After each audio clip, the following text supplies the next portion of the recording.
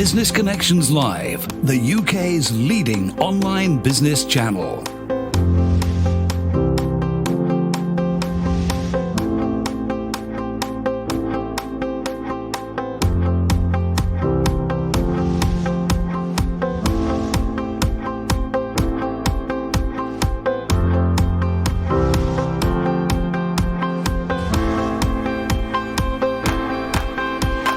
This is Business Connections Live with Steve Hyland. Hello there, welcome along to Business Connections Live, the program for entrepreneurs, SMEs and business owners. Now, today's show, you're going to find out the one most important thing that every employer wants to know about upskilling in their business. And I suppose the big question is, how are you going to set yourself up to manage the workforce, not easy to say, of tomorrow? Joining me in the studio today is Marty Robbins. She's the owner of the HR department, Woking and Guildford Martini.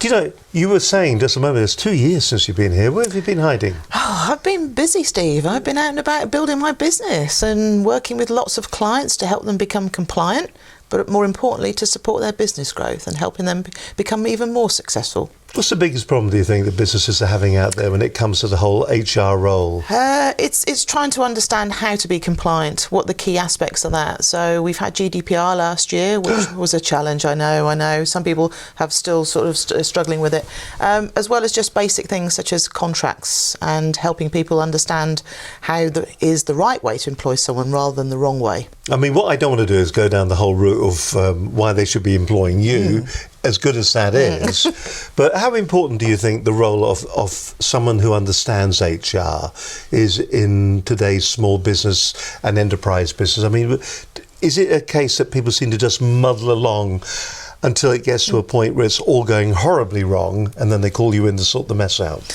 Sometimes that's the situation. So I do get the panicked phone calls. I think I've done something a little bit silly. Can you help me out? And that can be a damage limitation exercise. For many employers, though, it's about helping them from the outset. So if they're starting their business or they're taking that first step to employing someone, it's actually doing it in the right way. And they know from what they've read and heard about in the media, all the horror stories of what happens when it does go wrong. So they often do a little bit of a search to say, okay, who can I work with that can help me to do it the right way from day one? I suppose the issue is a lot of businesses are started up and people are friends at the very beginning. Yep. And probably the worst place to start from is we're mates, we're not going to double cross each other, or our paths will not separate as we go down the route. And that's where the problems I see it actually happening. Unless there is a formalised structure, you do need the contract, you do need the structure to be there to protect both parties. You do. If you're setting up a business with a co-director, you need to have a shareholder agreement. That could be where problems start from the outset. As you say, if you employ family and friends and you think everybody's sharing your vision, as time goes on, it will become very obvious that that is not the case. And if you haven't got the paperwork to fall back on, it can be very, very uncomfortable and very risky to try to deal with it. And of course, if you have that situation, you're then having to try to do it the right way from a legal point of view, and you have the family issue or the friend issue. So I always say to my clients, okay, I can't help you with the family issue or the friend issue. You can sort that out, but I can help you make sure that you are not at risk and get you compliant and fix the situation. Do you think you have to be a bit of a cold fish, a little bit isolationist nearly when you're working in HR the way you do?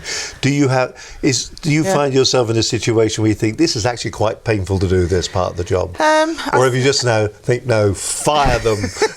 Well, I like to think that I could be objective, and I think when you're going into an organisation, you can be objective because you can look at it with that sort of, step back of you. Really, it's not my team, it's not my business, so I can be objective. I can ask questions.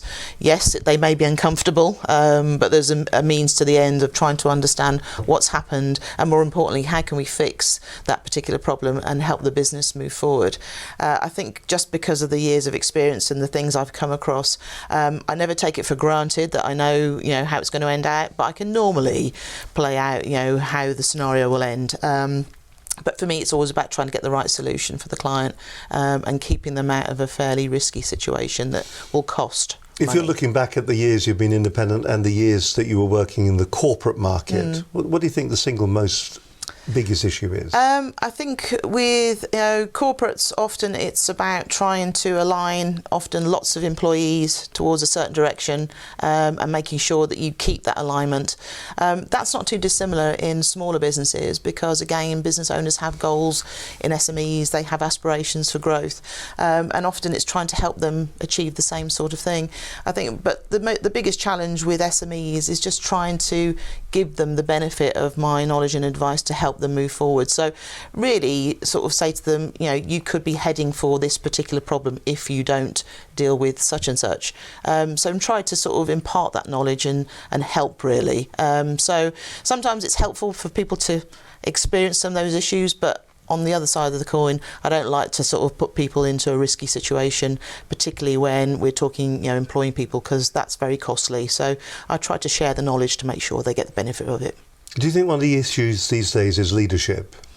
Yes. Because you can go on to LinkedIn, can't you? And there are hundreds of people that are giving leadership courses. Very much so, yeah. It just leadership.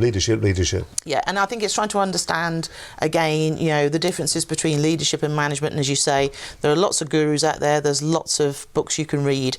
But I think from a small business perspective, it's really being clear about what you're trying to achieve with the product or the service that you're offering, and then thinking about how you're going to translate that into employing people. And what you want to achieve as part of establishing your business.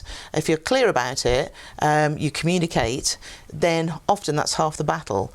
When it's all in your head, and you think that that's where it needs to stay, that can be very frustrating, not only for you, but also for the people working for you, because they don't understand what your goals are, and more importantly, how they can contribute, which is what you want them to do at the end of the day. You want to get that return on the investment. You want them to be engaged with your business and actually contributing, so you're working towards the same goal and you're going to be successful, and then the rewards will come with it.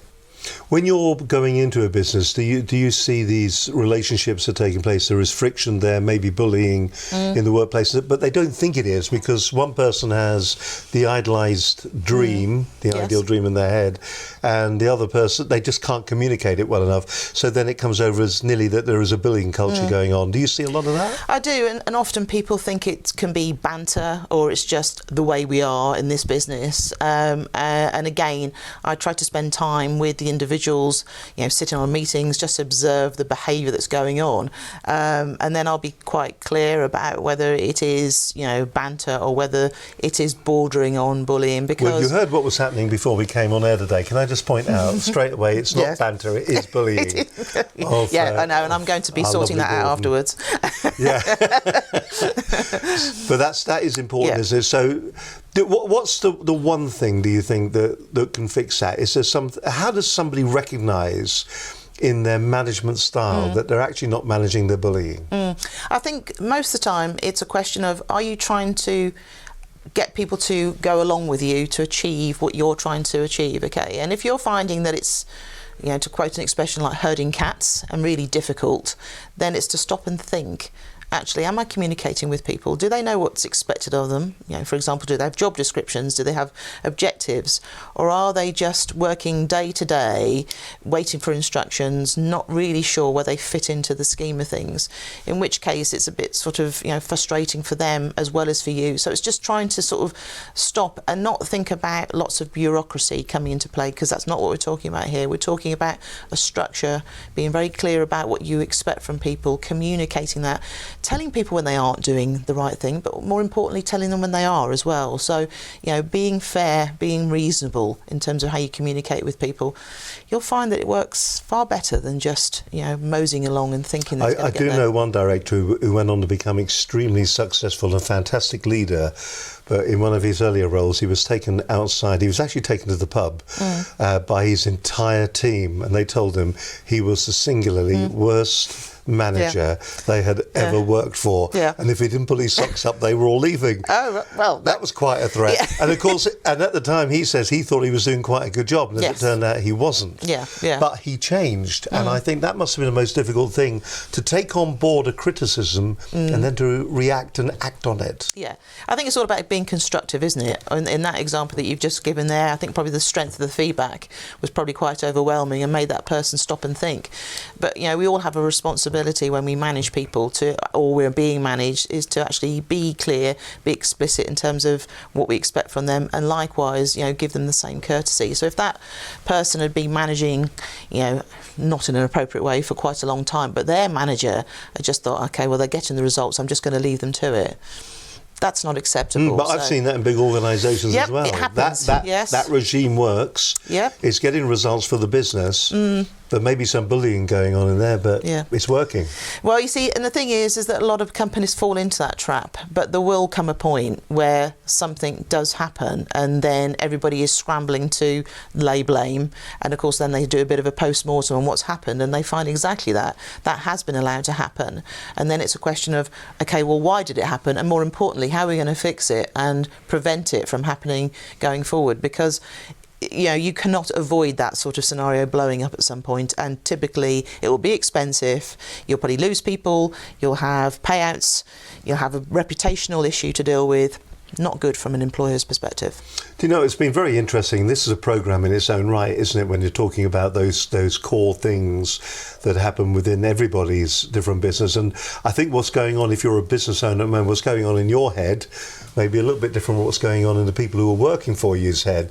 They may truly perceive and actually see everything that is happening within your organisation in a completely different perspective. And of course, as an individual business owner, your objectives, your targets, your motivation is always going to be different from anybody or everybody that works with you. Yeah. And I can see it from both sides, working with clients as well as running my own business and, having, people reporting to me. So, you have to sort of take a step back and be objective. But it's hard because you've got that emotional investment as well. But I would always suggest that if, as an owner, you're struggling to be objective, then you need to find somebody that can be that trusted advisor that can help you take a step back.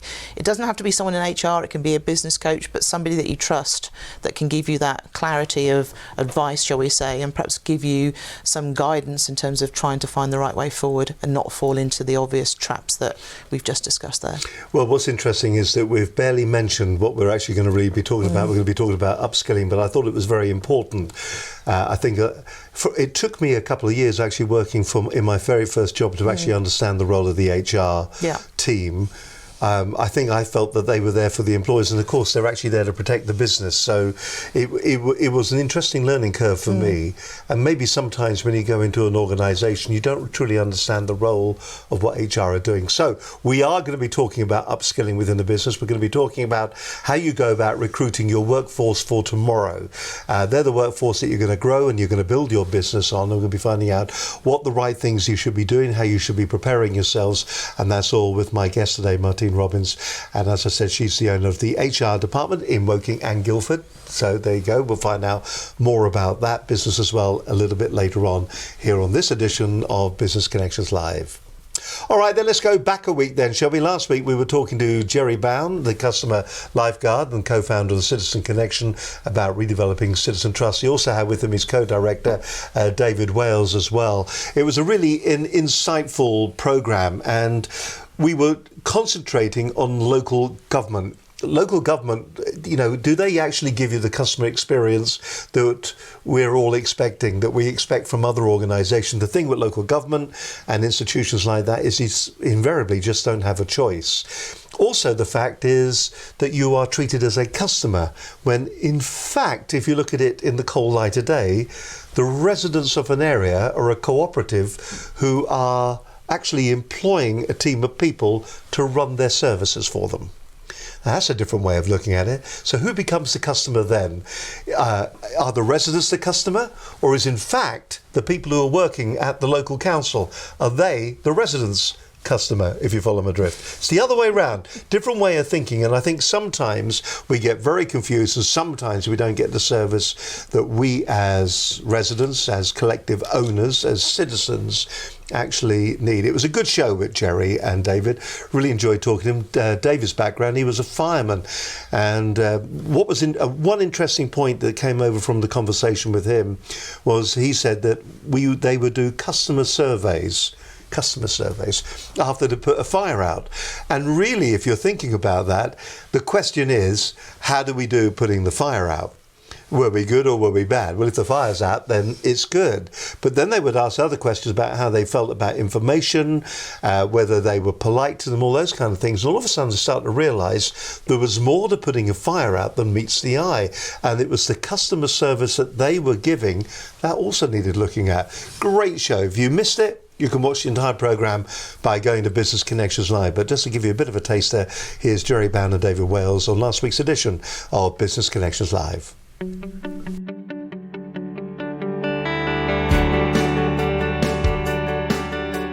Now, in today's show, we're going to be discussing redeveloping citizen trust in a world of scepticism. Joining us in the studio today is Jerry Brown, the customer lifeguard and co-founder of the Citizen Connection, and David Wales, who is the founder of Shared Aim and co-founder with Jerry of the Citizen Connection too. The reason we looked at the Citizen Connection, to your earlier point, from the research we undertaken, we looked around at how do we improve that relationship with the public, how do we create a better understanding between the service we deliver and the needs of the people that we provide the service to. And of course, we're hearing more in the private sector where someone in the customer service role or a customer experience role has total responsibility and ownership for that situation. So if I call in, speak to customer service and complain about something, many times still happens, we're told, oh, that's not my department, I'll transfer you to someone else. This is the same thing that happens to us irrespective of public or private sector. So what we're seeking to do, because at the end of the day, the cost, if as with private sector, if many people have to touch that, if it takes you longer to sort a problem out, if you have to engage with more people, whatever the things are, as an organization, that costs you more time, it costs you reputationally. But the point being is that it's in the public sector, the local government, whomever they are, it's in their best interest to sort this out and to have, if possible, and it won't always be possible, if you can have one person look after that. So that's where the connection comes in again. How do we connect all of these pieces to make sure that you and I, Joe and Joan Public, get a great service wherever we are? Every organisation will be slightly different, but there are some commonalities amongst them, and it's a very complex process. Even the example Jerry gives, to have the bins collected, there's a service design, there's equipment procurement, there's equipment maintenance, there's aspirations about what that looks like. Do you organise the bins collection for the convenience of those who undertake the collection or for those that actually want their bins removed? And I think that if you look at that end-to-end experience, there's huge amounts of complexity. And I think to your earlier point about, are we too demanding? I don't think we are. I think in many organisations, whether it's private or public, the status quo is a nice place to be. You get used to how things work. Everyone has their place, they have their role. So Jerry Brown from the Citizen Connection, we are absolutely dedicated to helping both citizens and the public sector in building better relationships. And that starts, surprisingly enough, with talking to each other. And we're encouraging organizations and the public to get together. I realize this won't be a brand new idea, whether you want to call them town hall meetings or whatever it is. But I think looking at really specific issues, looking at things that as citizens, what are the things that we think are important? Because as David has been saying all along, both the citizen side and the public sector side have different views on what's important to them. So I think the most important starting point is really understanding what is important for each other, what is important, what services will make a difference. If I do this one really well, doesn't mean you should do one badly, but what's most important? And of course, as Steve has just said, we're all different. So please start talking. Let us help you make those connections. And I believe that as I'm very much a glass half full guy, we can make this a better world. David Wales, co-founder of the Citizen Connection. I think one of the things that I'd really like people to think about is, as we hear much more about the technology, the fourth industrial revolution and 5G, all of the changes that will bring about. I know many people are waiting to see what its capability is, how that will actually play out and what that will do for our services. Jerry and I from the Citizen Connection would encourage you to actually think about the people side of that now, because the workforce that you'll need and the skills that they will have and the way in which they work will fundamentally change, as will the type of leadership that they will need to support them. We'll need to see a lot more collaboration. We often hear that people are the greatest assets, And that's true, not just within the organisation, but actually the people we serve. And certainly within the public sector space, they are the people that fund and are there as recipients of the service, at the very reason for being. And I think as we go through that, we must never forget that creation of services and products are a human process. And at every point of interaction, there is the chance for us to enhance or to actually build in risk by failing to have the conversations and going in the common ground that we need to, so that we do provide something that is valuable and works for everyone in that pathway.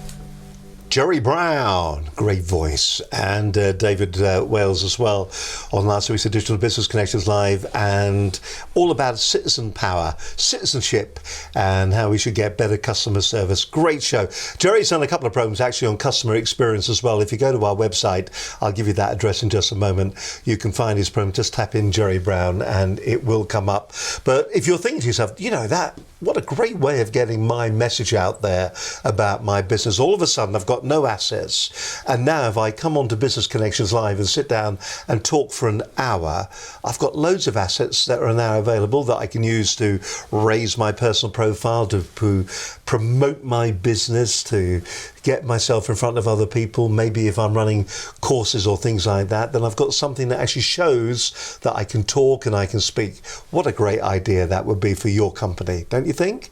Are you sending out a newsletter at the moment? Why don't you turn your readers into viewers and have a program just like this one for your organisation? It's easy to do. If you'd like to have a chat about putting it all together, then all you got to do is drop us an email to studio@businessconnectionslive.com. It's as easy as that, or better still, let's be really brave, shall we? There is this amazing app on your smart device. It's called the phone. Press the app, open it, dial our number that's on the screen now, 01784 256 777, and have a chat. Have a word with us here. You can either speak to myself or to Linda Bazant, who's here at the moment, and you can makes it sound that she won't be here tomorrow now, doesn't it? She's here forever. Little does she realise it. And if you want to have a chat about GDPR, for that matter, with one of the UK's leading authorities on that, that's her as well. She's the clever one. I'm just a gob on a stick. So why don't you get in touch with us here? Also, you can follow our stream of consciousness as well at BCL Business TV. You can watch the programme on our Facebook page and leave comments. You can even put questions there as well. But the best place to go for over 272 programmes, something now in the order of about 400 hours of business advice, all for free at the moment. You can go to our website at businessconnectionslive.com. So today we're talking about upskilling in your business, how to manage the workforce of tomorrow. My guest in the studio today is Marty Robbins. She's the owner of the HR department, Woking and Guildford. Okay, we've teased around this. Recruitment, I think, sometimes must be an absolute minefield. I remember once recruiting somebody and I thought he was fantastic in the interview. Yep. He turned out to be a plonker. He, honest to God, he stayed with the business because he was difficult then to get rid of, and we didn't realise he was a plonker until he'd been there past his, past the appropriate dates, and it started to get difficult. It started to get expensive. Lovely bloke. Performed well. People are going, is he talking about me? People loved him. He was a really nice guy, but he was an absolute plonker. Who was the bigger plonker? Was it me for employing him, or was it him? Which way round was it? It could be a bit of both, actually. And the reason why I say that is often recruitment is a challenge, but you all should keep the adage in mind that you recruit slowly, you terminate quickly. Because if it's not working out, then you need to take action. And sometimes it's then having to go back and understanding what happened in that recruitment process. If you're looking at recruiting for somebody, even just on a salary of, say, 28k at the moment, okay, they come on board, they don't work out, you get rid of them, say, within 3 months or 6 months, and then you go through the whole process again.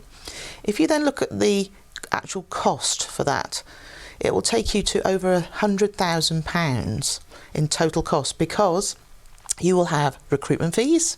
You will have the salary for however long that first candidate was in your business for and joined. You will have management time, not just for the recruitment, but perhaps as part of induction, spending time getting that individual up to speed. You will have colleagues that have spent time getting that person up to speed, etc., etc. So you start to add up the cost. It can be 6 figures, and then you've got to go through the whole process again because the person was not the right fit. I always say to companies, you need to be very clear in terms of what you're looking for before you start recruiting. And then if you do have an issue, you need to understand what the reasons are. And typically it's one of two. A poor hire, as they say, and that could be, yes, the recruiting manager didn't do a very good job, or but also it can be the individual actually can interview very well. And then fabulous CV, come on board, no substance to actually back up all of that fact. And if you haven't taken references, you're sort of exposing the business a little bit more to that as well. And then you find out that they can't actually do the job that you've employed them to do. So always think about what you're looking to achieve by bringing someone into the business. Be very, very clear about the skills, experience and knowledge that you need, but more importantly, be very thorough and robust about it. And also not forget, discrimination and all those sorts of things start at the point of recruitment as well. So if you aren't confident in your ability to interview and go through that process properly, I would suggest that you find a way to make sure that you do get the knowledge and the support, because if you go off the right track, you can actually expose the business even from a candidate stage. Seems to be an increase in things like psychometric testing and aptitude tests and things like that. There is a feeling that if somebody was to sit down opposite the table and say, so which animal do you think you are? I would think that they were raving mad and I didn't want to work there anyway. But yet, that I've heard that there are a number of companies that will do that now as part of their interviewing process. Yeah. What's your feelings about that? Well, I think psychometric tests have their place, but as a tool, in the whole process, you should never rely on just somebody interviewing or, the results of a test. You need to take all of that data and review it and say, does this stack up to being the right candidate for the role that we have in our organisation? So you take all those different data points. If you rely on one thing, then you're probably going to make the wrong decision because you're just trying to skew it towards that actually fitting your criteria. So I would always suggest, think about, again, what you need. If you think a psychometric test, such as DISC, for example, will help you understand whether you've got the right person sat in front of you, and more importantly, how that person likes to be managed, then great, use it. But don't just say, okay, well, depending on if they do a fabulous job on that, they must be the right fit for our job, because that's just being very, very silly and putting yourself in a very awkward position. A goat, by the way. A goat, okay. I'd always be a goat. Well, you mentioned DISC there. Yes. So what's DISC? I haven't heard of that. So DISC is a psychometric test that looks at behaviours and basically, in a very nutshell here, short one, how you like to manage, but also how you like to be managed, and the fact that each of us as individuals have our preferred style in terms of how we like to work, because we're talking about purely a work context here, but also we can find that we can adapt our style because we think that maybe we're expected to behave in a certain way. So, for example, you may have somebody who might be very insular going forward and putting themselves into the arena for a sales job, and again, they may interview very well, they may get the job, they may go on board, they may be very successful for a period of time. Then if that success starts to wane and then their manager's sort of saying, well, you're not hitting your targets anymore, what's the reasons for that? And then they start to sort of see it's going down and down and down and no discernible reason for it. If you actually put that individual through some form of psychometric testing, you may find that they are not the right fit to be in an outward-facing role, and they are, because they're very insular by nature, they're finding it a struggle because they've adapted their personality to be something that they're not. And as we often will find out if we do try that, after a period of time, you can think, actually, I don't feel comfortable now. This is really causing me problems. And it can often lead to mental health problems as well, because people are putting themselves in such a strained situation that's out of their comfort zone that they do not feel that they are able to function. And then that's when you get other issues that come into play. So that's looking then at employing new people to join your organisation. But, you know, the workforce of tomorrow may in fact already be working for your They could business well be. today, mightn't they? Yeah. So how important then is it for organisations to be upskilling? And what do we mean by that? What is upskilling? So basically, it's looking at your business and seeing where it is today, and to your point, where it's going tomorrow, and look at it over a sort of a 3, 6, 9, 12-month period, even up to a 5-year period if you've got a strategic plan that supports that, and understanding what you need to help you get to the growth levels that you are aiming for, because you will need people to help you do that, and you'll need the roles that they're doing, and some of those roles may already be in the business, some may be ones that you're going to be adding to the business at some point in time. So you need to be clear about what the skills are, what the experience is, okay, and if you have people in the organisation, are they capable of evolving with their skill set in the same way that you need them to going forward. So we can probably use, you know, technology as being a good example. You know, I can remember sort of, you know, a time before a lot of technology, as many people can, but now we live exactly, yes, not that sort of thing, exactly, that's right, a calculator probably as much as that, and going forward now we're so reliant on technology, and basically we've got generations coming behind us that have only known technology. So as businesses, we have to embrace that, and we have to use it to make us more efficient, but we don't have to then think technology necessarily takes the place of what an individual can do. We know in some cases it can, and that's a whole different discussion about, you know, automated processes, but where you need people to actually respond to the change in your business, you want them to flex with the business. So that means understanding what the gaps are in their role and helping them to evolve so they feel fulfilled and they can actually support your business. They're engaged, you're getting what you need out of them, you've been successful. What's more, you know, what more could you possibly want? But, you know, you raised a very interesting point there. Do you feel that some leaders and business owners of small businesses, in fact the people they're employing, are better trained in the technologies that they're using than they are? I mean, I'm a dinosaur, I'm getting on a bit now. What do I know about all this newfangled computer stuff and all the rest of it? What's that all about then? So is there a bit of a disconnect going on there, which makes it difficult to actually judge the performance of somebody who is coming in, albeit them young, do not have the experience of business, but have the expertise in technology? There is that, and I think again, as business owners, we need to encourage them to be more open-minded about bringing new people into the business, because as we often know that if they come straight out of school or college, they are to all intents and purposes raw talent, okay? They won't have experience, but what you need to look for is the potential there, and the fact that they have got eagerness to come on board and actually be moulded into the type of employee that you know can add value to your business. That's what you're looking for.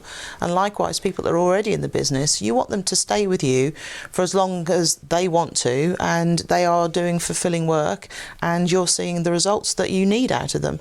So it's a meeting of minds, and once that side gets disconnected for whatever reason, that's when the problems set in. But as we've talked about already, if people are clear about what their expectations are of the role, and they know that they're performing well, and they're adding value, not a problem. And typically those people will be open to development as well and growing with the business. Is there a danger that you don't develop your workforce, that they'll sit there and they'll be frustrated? Well, I think there's a saying that we often see out in the media, you know, what happens if I develop them and they go? Or more importantly, what happens if I don't and they stay?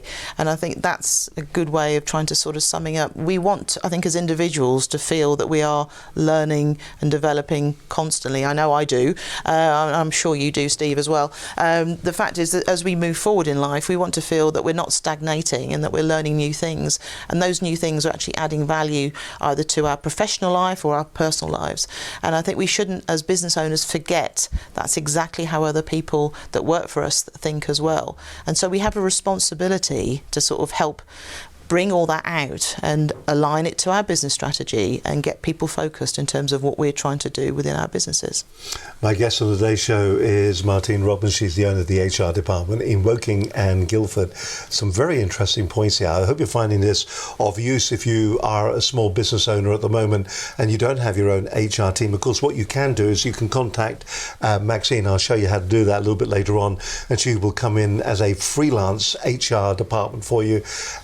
understand your problems, and maybe sometimes a voice of reason from outside of your own organisation. And I think sometimes it can be very difficult when you're managing people, and when you've got to get them to do something, and perhaps you're just uncomfortable pushing those boundaries a little bit further. More from Martine in just a few moments' time here on this edition of Business Connections Live. It's lovely to have your company as always. We're live here on a Monday lunchtime. If you're watching the programme on Catch Up, great to know that you're out there as well. We live in interesting times as far as the world is concerned. Let's go back to another programme where we got some key points from. This is Mindset and Engagement to Organisational Performance. It was Business Connections Live 264. Went out the 10th of June of this year. It was a repeat programme from 2017. It was Deborah Hume joined me on the programme. She's the founder of Minerva Engagement, and she was talking about mindset and engagement that could really mean, and what it could really mean to your organisation, regardless of the size of it. 1- and 2-man bands, all the way up to large multinationals. So what does she mean by that? She has some key takeaways from the programme. A bit of neuroscience coming in here. So really interesting show. Deborah really is an expert in this field. If you want to watch the entire programme, you can go to the website and watch it there. But for the moment, here are the key takeaways on her edition of Business Connections Live. Deborah Hume, I'm from Minerva Engagement, and we specialise in employee engagement, internal communication and culture change. And I think the main takeaway from today is that employee engagement is very much around building connections and building relationship.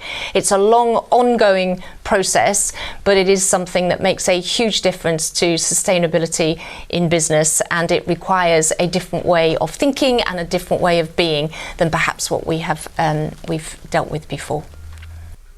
I met Deborah for the first time. She was working for a large multinational as a freelance HR director. Oh, yeah. She's a very, very skilled individual. And if you do want to watch the entire program, please go to the website, check it out, Business Connections Live. And it went out originally on the 22nd of May 2017, and then again on June 2019 this year. Business Connections Live 264, Deborah Hume of Minerva Engagement. In fact, she's going to be back on the program with a brand new show in the very near future. We're looking forward to that. My guest on today's show is Marty Robbins. She's the owner of the HR department, Woking and Guildford. How would you sum up your minute pitch? How do you sum up what you do? It is... We provide outsourced HR support to help small and medium-sized businesses manage their people problems. And you're very busy. Very busy. There's a lot going on there. Squeeze us in today, which we really appreciate. Okay, you know, we were talking about this earlier on. Let's get a little bit more detail. First of all, are managers able to identify whether they've got the right skills within their companies? Are they smart enough to do that? And if they don't have the right skills, what do they do about it then? Is it just more training? And do we have to consider the kind of training we're giving?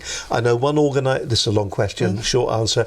I know one organisation, what they do is they've got people who work a lot with their hands, so that they haven't gone down the academic route. Yet the way they train them is by using computer-based technology, which is academia training. And it just seems to be that it's a bit of a mismatch. It's not the most effective way to train those people. Do we have to be aware of things like that? I think we do, and again, it's horses for courses. I mean, you give a good example there of perhaps a manufacturing environment. You know, trying to perhaps make sure you're imparting development to somebody that perhaps needs to deliver a standardised process day in, day out, you know, within a quality standard, for example. Often sitting alongside another colleague sounds a good idea and probably sounds the better idea, but the thing is if that other colleague has found their little workarounds over the course of time, or maybe cuts corners in some other ways, then the problem is that if they're then imparting that to somebody else, you just keep getting that replicated, and then maybe as a business you find that you have a bigger problem in terms of, you know, quality inspections, making sure that product is being done to the right standard, etc. Having worked in that environment, I've seen it firsthand. So it sounds great, but sometimes it doesn't always work. I think sometimes when businesses start out, that they're very clear in terms of what they need from the outset, and then as things evolve, it's like, well, actually we're evolving, I'm evolving as the business owner, but maybe the people that started with the business haven't evolved. And then you're getting into, is it they can't evolve or they won't evolve? If they can't evolve, it's trying to understand why that is. Maybe, as you say, they may not be academic, or they may have struggled in the past, may not have had the right support. If they don't want to evolve, then that's often a different discussion. But it's trying to understand again. Both those kind of people, do you just get rid of them? Not necessarily, Are they going to no. be holding the business back? But it's trying to understand the reasons for it. Often, if people are unsure and don't have confidence around, trying to take on new skills, you need to help them through that process and explain what it is. It's like, stepping into the dark and thinking, okay, well, I'm going forward, but I don't really know what I'm doing. And if people are not used to that type of support, or have just never been academic or in their view, being very good at learning new things, then as a business owner, you need to try to find a way to get them to explore ideas and opportunities that they can take on board. So it may be working alongside somebody, because that might be the right way for them. It could be e-learning. It could be going on a course in some shape or form, but the idea is to sort of be very clear, first of all, by saying, let's understand how you learn, the best way that we can get you to pick up on these new sort of skills, and then help you do that. Then, if it doesn't work down the line, you can at least say as an employer that you've tried it. Okay, just to sort of say, actually, I'm not going to bother, is really doing yourself and that individual a disservice, and obviously, could lead to other issues as well. What about when it comes to actually finding the people with the appropriate skills? That, I think, is the biggest challenge at the moment. Typically, in this part of the world, we're looking to 90 to 90% full employment at the moment, and that's across practically every business sector. Really? So it's really, really challenging. So what I would say, to anybody that is recruiting, and a lot of my clients are at the moment, is to be a bit creative about the types of skills and experience and candidates you're looking for.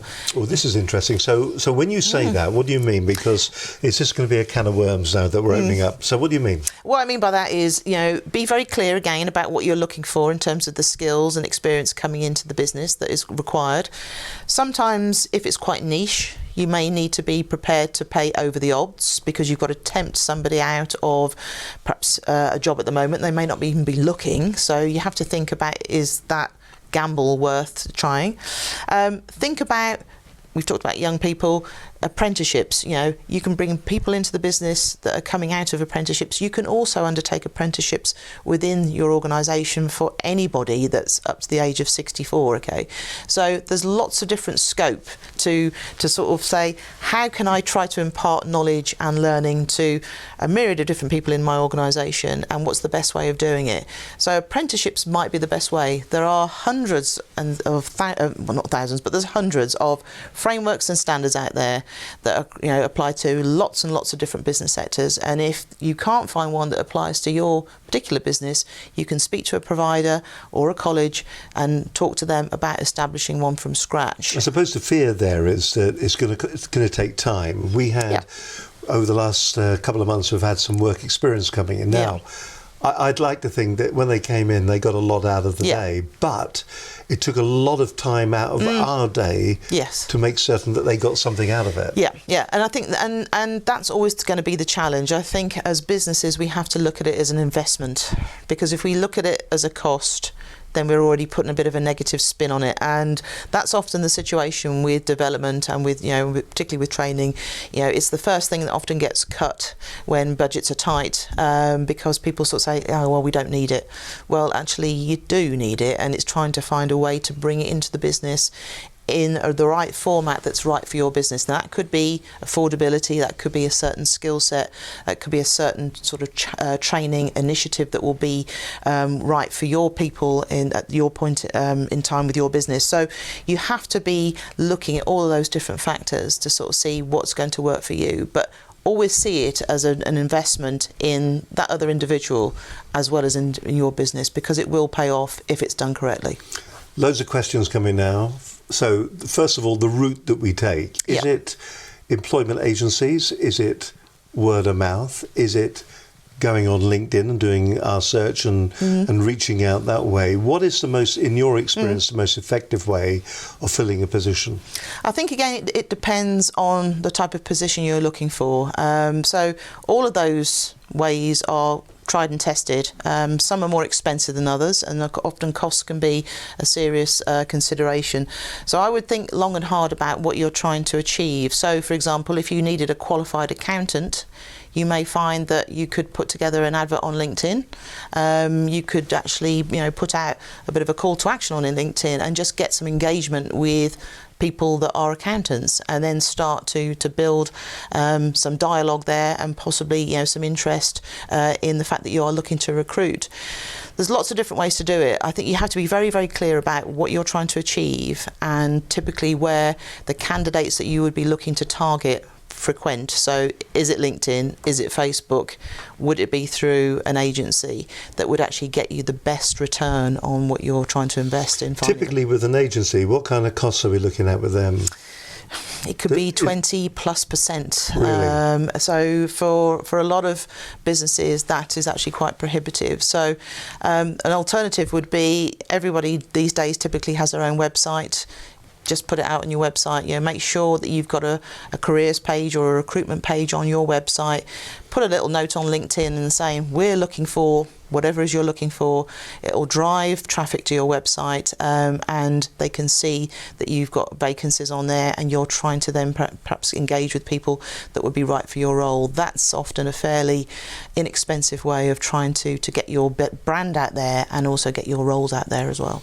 When we're doing that, do you think we're very good at describing what we actually want? Because a lot of people, if you say to them, what do you do in your business, they can't tell you in a minute. And now they've actually got to sit down and they'll maybe put down the roll call of roles as they see it. Yeah. But actually that's not the job. No. And I think, again, they have to be very clear in terms of what they're trying to achieve. So if they're just trying to pique the interest of potential candidates, then it's trying to find something that will actually do that, okay? But obviously doing it in a real way, not sort of creating expectation that is nowhere near the reality. So if somebody is going to struggle in doing that, I would recommend that they speak to someone in HR, or perhaps somebody that can do copywriting for them, that can maybe promote their business in a more positive way, or perhaps the role in a positive way, to help them sell it to the wider audience that they're trying to target. Just going back to what your role is when you're called in, what's the typical scenario where somebody will invite you to come to their business and to work with them? Where have they tripped up? Is it in the train? Is it because everybody would think they're going to call you in to fire them? Yes. Yeah, so that here does happen. comes the grim reaper with her glasses. Yes. So that's the way people may perceive you, but there must be more to your role as well. Do you get involved with the employment process? Do you do the psychometric testing? Do you do all of that as well? Yeah. I mean, I'm interviewing for clients at the moment, so putting together an advert, doing all the sort of the targeting of the right media, doing the shortlist, making sure that we're getting the right candidates coming in for the client then to have that shortlist, and then I will be doing a bit of a double act with them. And when you have that discussion with your client to employ somebody, what is the most common mistake that you see your clients making? I think often they think that the role that they have, they undersell it almost. They don't find the positives, and so I'll sort of say, well, you've said about, I don't know, it's we make this service or we provide this widget or whatever it is. Tell me more about what fired you up to set up the business in the first place,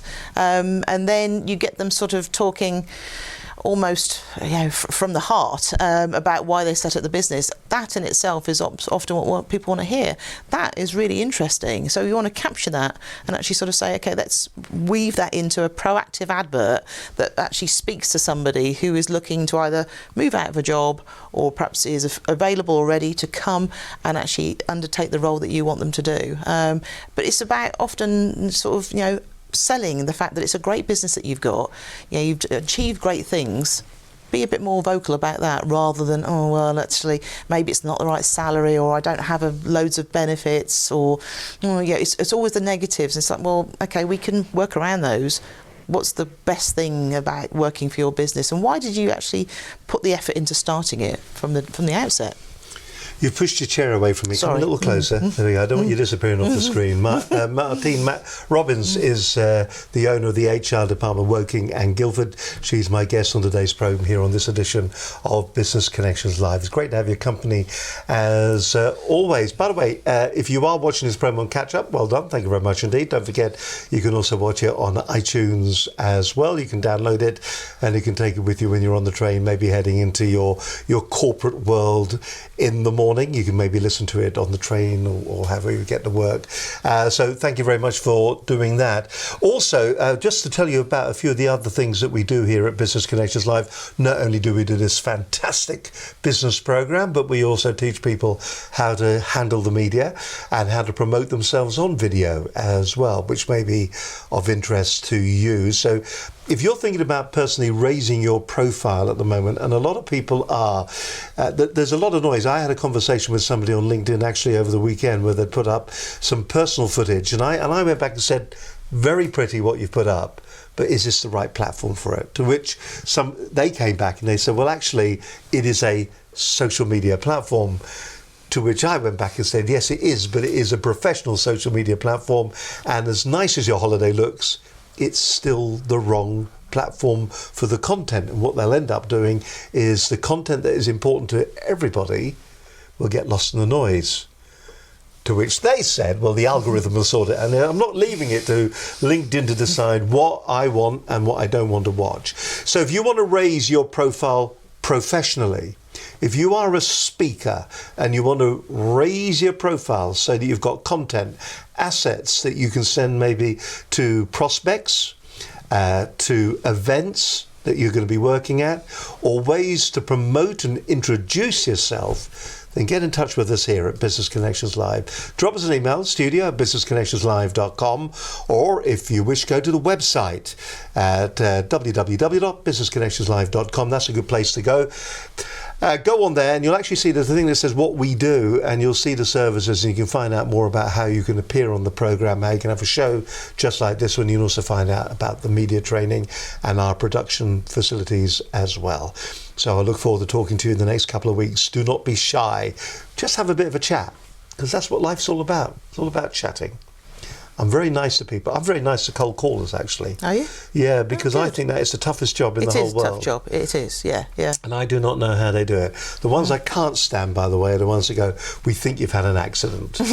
Because I will talk to you for as long as I can about that, just for the fun of it, you know. Anyway, you're watching Business Connections Live. Marty Robbins is the owner of the HR department, Woking, Guildford. We can have a quick look at the website. Here it is here. You can find out more about Martine and what they offer, HR support.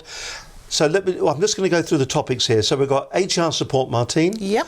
We've got health and safety, advice line training, integration services, assessments, and all of that, written policy, HR tools.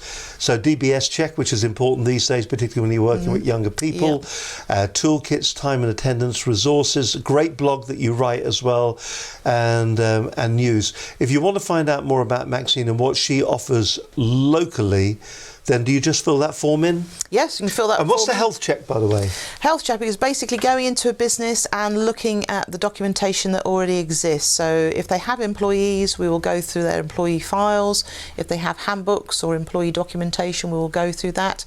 And we will give a sort of fair and honest critique of whether it's rubbish. Rubbish. We never do that. We never do. We'll critique it fairly and reasonably in terms of does it meet the requirements, and just hopefully give them peace of mind. How long will that take? Normally between an hour and a half, 2 hours. All right. So it's really combing through it all in a fair amount of detail, because I think what's nice about that, and let's be honest, it's an opportunity for you to find out more about the company and your advice. It gives them as a company the opportunity to see how good you are as well, which is it's a two-way thing. And it's trying to sort of show that, again, if they've tried to do the best thing so far and they're there or thereabouts, that's great. I mean, often it's giving them the encouragement and the confidence to carry on in that way. If they are sort of dealing with out-of-date information that is actually going to put the business at risk, then again we can advise them of that. And if it's just stuff that should should not be there or shouldn't be happening, obviously we will give them that advice as well. But the idea is to give them a fair assessment of where they are at that point in time, but more importantly, some recommendations on how they can move forward in the right way. So then, technology. Yes. And the way technology can help business owners, be it small businesses or large businesses. How can that help them find when they're not sure what they need?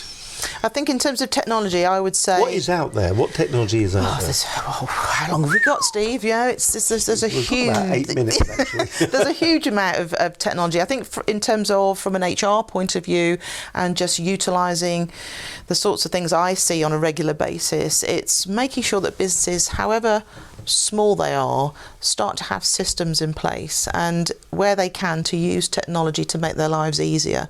Often there is this view that technology is going to be a big investment, it's going to take a lot of time, effort and resources as well as money, and with very little benefit. There's lots of technology out there these days that is geared towards working with SMEs, so whether it's benefits, whether it's IT platforms, that all of these things are actually geared towards helping SMEs become more efficient and more agile going forward. And I would always urge businesses to look at, again, where they are in their plan of trying to move forward and grow, and assess what can actually give them the best benefit. Is it an HR platform? Most people got accounting systems these days, they're used to that. It might be a project management tool, whatever they feel they need to go down that route and automate what they can, and that will improve their efficiency, and then leave the stuff that needs to be done face to face, the personal stuff, communication, meeting with people, setting expectations, leading, as we've talked about, making sure that people understand what's going on in the business, what's needed from them. Leave that to you and your team, or you actually delivering that on a face-to-face basis, hopefully as regularly as you can, because that's where you will find that as a business owner you're going to get the most value going forward. But get technology wherever possible to use and take the brunt of all the things that we all don't really like doing from time to time. Make it work for you. The workforce, I can't say workforce, can I? But the workforce of tomorrow. Yes. Is it going to be a remote workforce, and is it going to be virtual? Will people have nearly portfolio careers where they'll be working for a number of different organisations because their skills can work here, there and everywhere?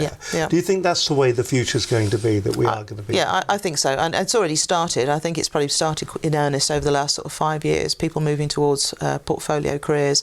And I think a lot of young people are now going into that whole field of being an entrepreneur, rather than actually going into any type of sort of corporate environment from the outset. So we're going to see more. Is that an overused word, do you think, entrepreneur? I'm an entrepreneur. Well, I think again it encompasses, I think, people that have an idea or want to work for themselves, and just they've just got the potential and perhaps the energy to go out and do it. I mean, often it's one of those things, if you don't try it you'll never know, and I think for most people they're thinking, if I do it and it works, great. If I don't, there are all alternatives.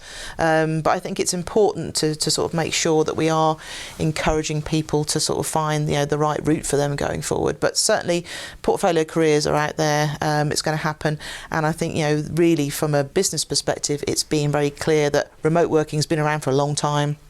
I've managed remote teams in my corporate days, so again, probably more companies will go towards that. We haven't mentioned the B word, but that will fragment a lot of businesses going forward, in whatever shape or form that works. And so I think that will actually give businesses an opportunity to re-investigate what's going to be the best format for them. So particularly if they've got employees outside of the UK and they're trying to sort of make sure that they've got the productivity and they've got the alignment going forward. But obviously that's a big question mark. We don't really know where that's going.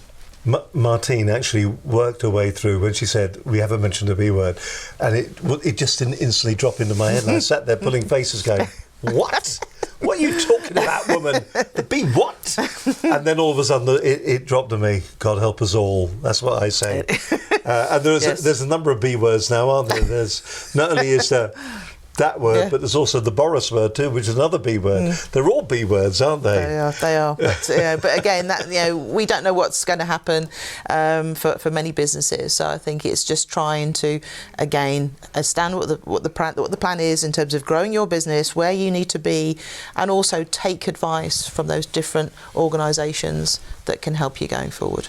Been a fantastic insight and just different. I've really enjoyed it. There's been so many different aspects of it there, and I suppose we have got to the point where is what are we going to do with our future workforce, and how do we upskill them when we do need to upskill them? We need to identify the skills that our existing workforce have to exploit them. Wrong word, but you know what I mean. I know what you mean. And to grow our respective businesses. As always, at the end of any of these programs, we always ask our guests to give us the key takeaways from the program. It's straight down camera. That one, number 4, with no number on it. So say who you are, where you're from. The airways are all yours. Okay. I'm Marty Robbins from the HR department working in Guildford, and we provide outsourced HR support primarily for small and medium-sized businesses. So if you've got any queries about your organisation and how you're trying to move forward and grow your business, or just day-to-day productivity, then please get in contact. martin.robbins@hrdepartment.co.uk or 01483 603 001. Now, you've done to me what I was hoping you wouldn't do. You've given your contact details, but if there were 3 things that were important for a business to consider, what would it be, do you think? Just to be clear about where you're going, okay, and often, whether it is in certain times for all sorts of weird and wonderful reasons, just be clear about when you are trying to bring people into your organisation, the skills and experience that you are really, really needing, okay. Also the basis that you want to bring them into the organisation, so it doesn't always have to be on payroll, it could be on a contract arrangement. Again, think about what's going to work best for your business, and again, considerations are affordability. Maybe you only need a certain input of skill and knowledge for a certain period of time, in which case it could be a contractor. But be very clear about what you're looking for, and then after that be then thinking about how do I then move productivity in the right direction with the people that I've got. And how do you do that? Make sure people know what's expected of them. So have terms of reference, which means job descriptions. So if you've got a job description and you've got objectives, then typically people know what they need to be doing, how they need to be doing it, and more importantly, supporting your business growth. Great advice. You've put together a little document as well that they can download. Investing in your employees is investing. That's available if you go to the page that the program is on our website, Business Connections Live. Just we'll do a trade with you. You give us your email, we'll send you the download for that. It'll be well worth having, and also it's a great introduction as well to the services that Martine provides with the HR department in Guildford and Woking. Thank you ever so much. That was a great show. Very, very enjoyable and really interesting as well. And I think it's an area that people sometimes forget, that for any business to grow, they need to grow it with people. They do indeed. People are the business, okay? It's a well-worn phrase, but it's true. Brilliant. Thank you very much indeed to you for watching. Coming up on future programmes, who we've got lined up for you. Antonio Falco will be joining me on a future programme. He is the sales director. He provides services to organisations. He'll come in. He's a great show, actually. He's been on it a few times. You can find some of his programmes. Penny Haslam, award-winning inspirational speaker, will be joining me on the programme in the near future, along with Warren Knight as well. Warren is very big when it comes to digital marketing. So if you want to up your game when it comes to digital marketing, he's got a couple of good books out as well. Then Warren Knight will be on the show. He's also a professional speaker as well. Who else have we got coming out? Well, that's just some of the people that are coming out. We'll keep you in suspenders until next week's programme, when we tell you more about who's coming up on the show in the future. Listen, from me, Steve Harlan, thank you very much indeed for your company today. Don't forget, go to the website, Business Connections Live. But from me, Steve, and from Martine as well, thank you very much for watching today's programme, and we'll see you next week when we're live at 12 noon on Business Connections Live.